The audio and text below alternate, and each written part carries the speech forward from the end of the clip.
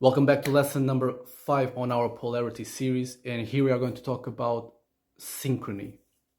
It will be a short lesson, and in a previous lesson when we talked about attraction in lesson 2, we mentioned there briefly that the consequence of these two energies, masculine and feminine, coming together is creation, life.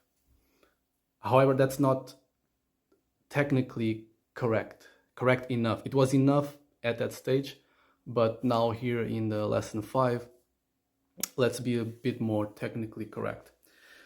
That is to say that masculine and feminine energies, by nature of being different, there's a space between them. That space wants to be resolved. So there's a tension created there, attraction. That attraction is resolved, that tension is released by coming together. However, this alone is not enough for life to come about.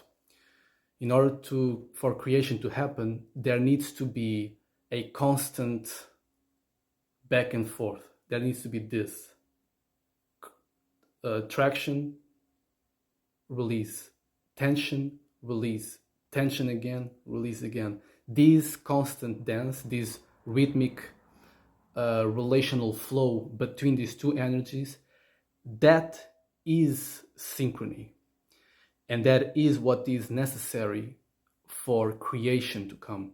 Otherwise, attraction alone is not sufficient. Attraction alone is not fertile. For the relationship between these two energies to be fertile, the secret ingredient, you could say, is synchrony.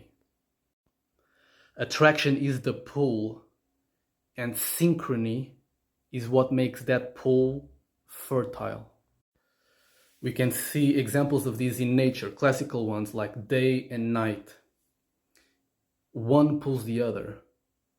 If there was only night, only the feminine expression, there would be no life. There would be no trees, nothing.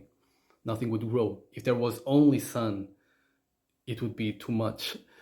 There would be no life. So day and night, one pulls the other, and the relational flow, the synchrony between these two energies is what brings about life. Inhaling, exhaling. If you only inhale or only exhale, it doesn't work. But those two energies in synchrony sustains life. In human interaction, think of a conversation. One speaks, the other listens, and the roles can reverse. But there needs those two energies, those two dispositions need to be there in order to have a conversation. If both are ready to listen, then nothing happens. If both are speaking at the same time, nothing happens. So in order to have a conversation, the conversation between two people, that's the creation between them. And it only happens if one is the masculine and the other one is the feminine, and they can reverse roles.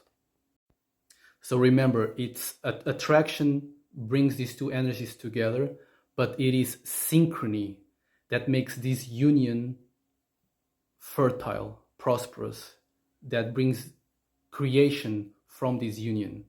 It's the rhythm, the synchrony between these two energies that avoids these two energies collapsing into sameness, into neutrality, and bring about life.